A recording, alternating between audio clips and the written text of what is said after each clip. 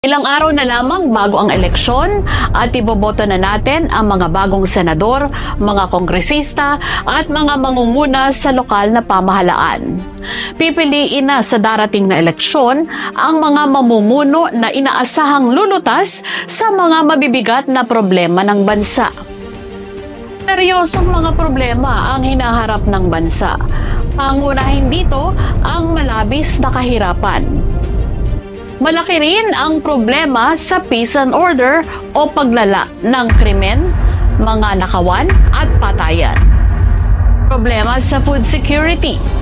Patuloy sa pagtaas ang presyo ng mga bilihin, kulang pa.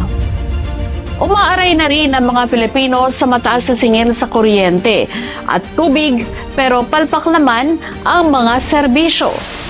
Tila walang umiintindi sa tamang regulasyon ito. Bakit nangyayari ito?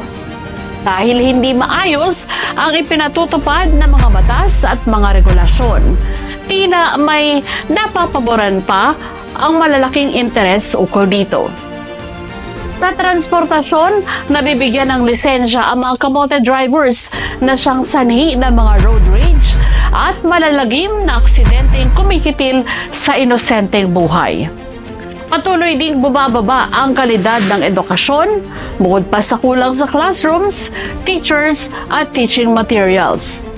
At kahit pa ipinagmamalaki ng gobyerno ang batas sa universal health, wala pa ring access ang marami sa libreng pagpapagamot. Hindi yata nagkakatotoo ang universal health care sa atin. Kulang din ang trabaho para sa mga Pilipino dahil aabot pa rin sa halos 2 milyon ang walang hanap buhay. Sa kasaysayan ng bansa, naitala ngayong 2025 ang pinakamalaking budget ng gobyerno. Sa eleksyon, boboto tayo ng 12 senador bilang karagdagan sa 12 iba pa na nananatili pa sa pwesto.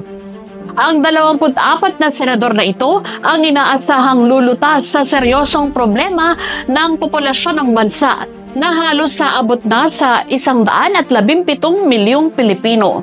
Ang tanong, may kakayahan ba ang mga kandidatong nanliligaw sa ating boto para solusyonan ang mga problemang ito?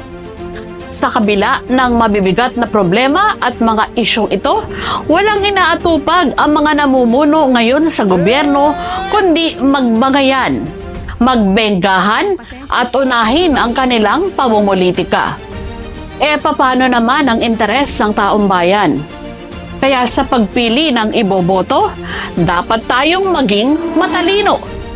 Tanungin natin ang ating sarili kung ang iboboto ba natin ay competent o may kakayahan at katangian na dapat sa pwestong tinakbuhan? Siya ba ay may sinseridad o maasahang magiging tapat sa ipinangako at higit sa lahat may integridad o walang bahid ng katiwalian at naninindigan sa tama at makatwiran? Mag-isip na tayo. Tandaan natin, ang uri ng pamamahala na umiiral sa bansa, resulta yan ng ating pagpapasya. Ako po si Weng de la Fuente at ito ang Datos, ang totoong kwento sa likod ng mga issue.